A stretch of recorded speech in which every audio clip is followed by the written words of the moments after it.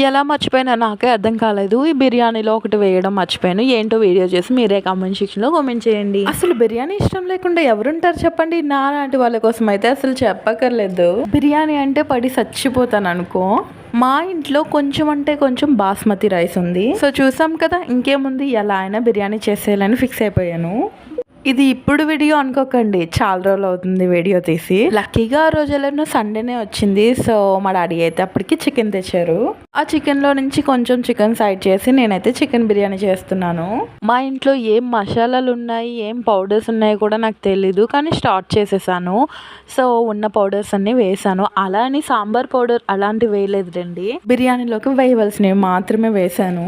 ఎప్పుడు చికెన్ బిర్యానీ చేసినా నేనైతే రైస్ బాయిల్ చేసి చికెన్లో వేస్తాను, కానీ ఈసారి అయితే అలా చేయలేదు. రైస్ కొంచెమే ఉంది కదా, సో ఇంకేం బాయిల్ చేస్తామని ఇలా చేశాను. కానీ టేస్ట్ అయితే బాగానే వచ్చింది. ఇందులో నేను ఒకటి మర్చిపోయాను, మెయిన్గా అదే ఉండాలి, కాకపోతే అదే మర్చిపోయాను. కానీ టేస్ట్ పర్లేదు, బాగానే ఉంది.